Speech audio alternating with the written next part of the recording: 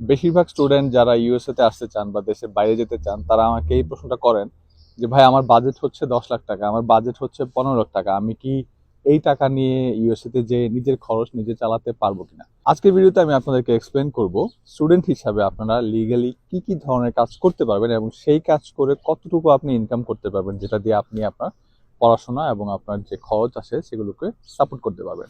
তো সর্বপ্রথম যে বিষয় সেটা হচ্ছে আপনি অন ক্যাম্পাস জবের জন্য এলিজিবল। যে কোনো সময় যদি আপনি F1 ভিসাতে হন, আপনি অন ক্যাম্পাস জব করতে পারবেন সারা বছর যতদিন পর্যন্ত আপনি স্টুডেন্ট। কিন্তু সর্বোচ্চ আপনি এটা করতে পারবেন হচ্ছে 20 ঘন্টা, কিন্তু সামারে কখনো কখনো এটা বেশি করা যায়, এটা একটা সুযোগ আছে, এটা এক্সেপশনাল, এটা আসলে আমরা যাব না সেখানে।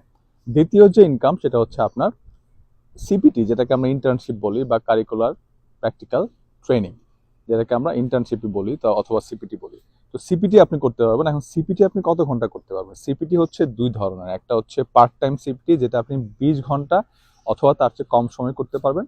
আর একটা হচ্ছে ফুল টাইম সিপিটি, যেটা আপনি 20 ঘন্টার চেয়ে বেশি, 40 ঘন্টার চেয়ে কম, ওই সময় আপনাকে ওই সিপিটিটা করতে হবে। তো ধরেন আপনি এসে অন ক্যাম্পাস জব শুরু করলেন, এটা দিয়ে আপনি আপনার টিউশন ফি চালাতে পারবেন না, হয়তো আপনি আপনার যে এক্সপেন্সেস আছে, লিভিং এক্সপেন্সেস, সেগুলো আপনি চালাতে পারবেন।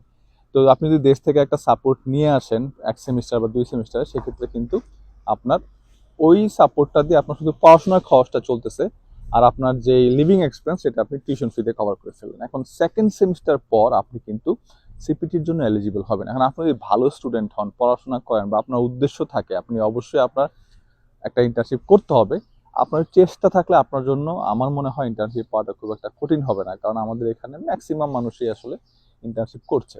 এখন আপনি যদি পার্ট টাইম ইন্টার্নশিপ করেন 20 ঘন্টা আর অন ক্যাম্পাস জব করেন 20 ঘন্টা, তাহলে কিন্তু 40 ঘন্টা আপনি লিগালি কাজ করতে পারছেন। অথবা আপনি চাইলে কিন্তু ফুল টাইম যে সিপিটি আছে সেটাও করতে পারবেন, কিন্তু সেটা একটা লিমিটেশন আছে, 11 মাসের বেশি এটা করা উচিত না।